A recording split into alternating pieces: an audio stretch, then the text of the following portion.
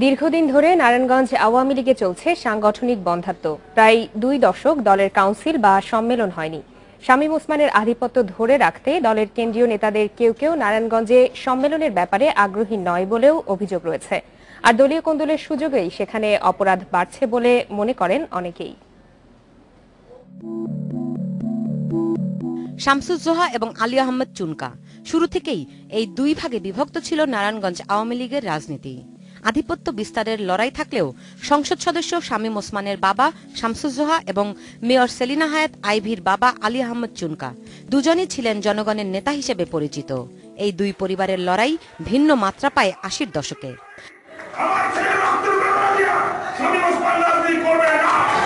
শামীম ওসমানরা 5 ভাই যোগ দেন ভিন্ন ভিন্ন রাজনৈতিক দলে। বদলে যায় সেখানকার রাজনীতির হালচাল।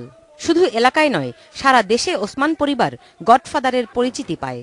কিন্তু কেন্দ্রীয় আওয়ামী লীগের কয়েকজন নেতা পৃষ্ঠপোষকতা করে আসছে শামীম ওসমানকেই। যেই জায়গায় কেন্দ্রীয় নেতৃত্ব মনে করতেছে শামীম ওসমান নারায়ণগঞ্জ জেলা আওয়ামী লীগের নেতৃত্ব নেওয়ার জন্য অপরিহার্য, কেন্দ্রের খুব প্রয়োজন এবং তারে দিয়ে নারায়ণগঞ্জের লিডারশিপটা খুব বেশি তারা মনে করে। ইটস ট্রু, সাংগঠনিক কাঠামো নাই। Who is the boss?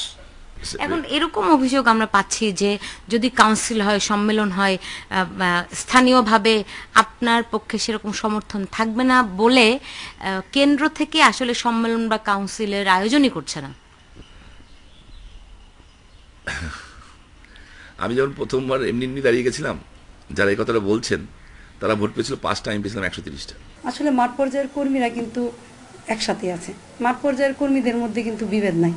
নেতৃত্বের প্রতিযোগিতা থাকতে পারবে, থাকবে, এটা স্বাভাবিক। 97 সালে নারায়ণগঞ্জ জেলা আওয়ামী লীগের সর্বশেষ সম্মেলন হয়।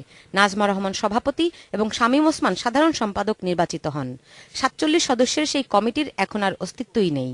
47 সদস্য কমিটি মনে করেন 20 জন অলরেডি ডেথ, আর কিছু দলত্যাগ করে চলে গেছে, আর কিছু অসুস্থ অবস্থায় শয্যাশায়ী। এখন জেলা যদি জেলা আওয়ামী লীগের নাম ব্যবহার করে কেউ কেউ। নারায়ণগঞ্জ কেন্দ্রিক অপরাধ প্রবণতার পেছনে দলীয় কোন্দলকেই সবচেয়ে বড় কারণ বলে মনে করেন অনেকেই।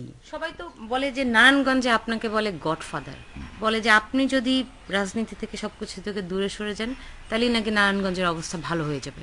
এটা যদি হয় তাহলে আমি সরে যাব। Sultana Rahman, independent news, Dhaka.